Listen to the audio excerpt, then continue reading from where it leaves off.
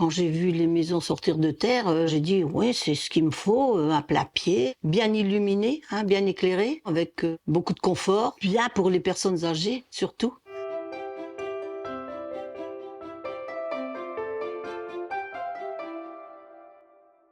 Arrivé à l'âge de la retraite, ce qu'il y a de bien, c'est de se lancer dans des choses auxquelles on a rêvé toute sa vie. Et donc ça maintient quand même sur le pont, là, hein, pour parler comme une Bretonne avec les bateaux. Mais ça demande un engagement. Dès le moment où je suis arrivée ici, j'ai pensé jardin. Il faut penser qu'on va vieillir longtemps, donc ça veut dire que ce temps d'allongement-là, il faut l'anticiper. Et on a beaucoup de gens aujourd'hui qui sont impréparés. Vieillir, c'est un peu tous les jours, quoi. Hein. Et on s'y prépare, voilà, et puis il faut le faire sans peur. Ma maman, qui n'était pas du tout autonome et qui n'avait rien du tout anticipé pour sa vieillesse, faisait beaucoup appel à moi.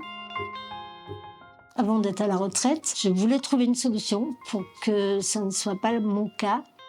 Je dis, moi, anticiper, et je vais plus loin, je dis anticiper après-demain. Parce que anticiper demain, c'est déjà trop tard. Ce qu'on n'a pas prévu aujourd'hui pour demain, c'est pas la peine de l'entamer.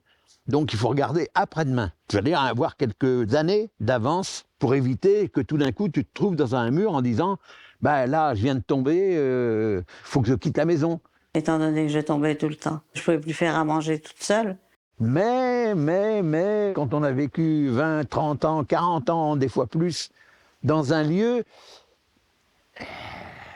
c'est assez difficile de partir. Ce qui m'a plus ennuyé, c'est le déménagement.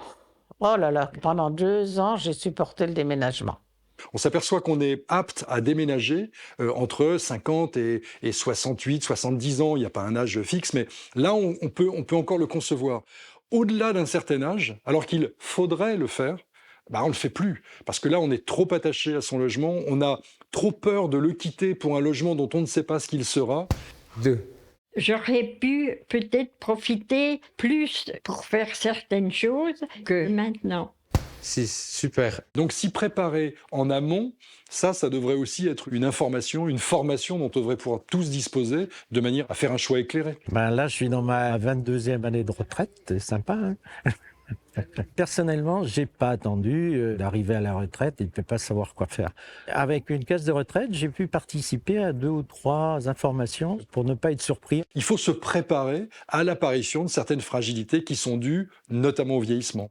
La CARSAT et autres s'en préoccupent. Ils nous demandent d'aller au contact de leurs allocataires pour dire, vous êtes des jeunes retraités actifs ou des futurs jeunes retraités. Mais en fait, est-ce que vous avez pensé à la question de l'habitat? Est-ce que vous savez ce que vous allez faire?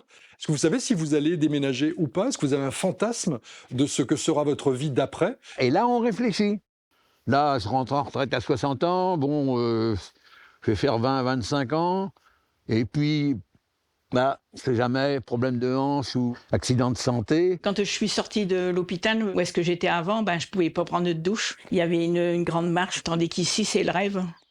Une douche italienne, quand on compare à ce que j'avais avant, à ce que j'ai maintenant, c'est que du bonheur.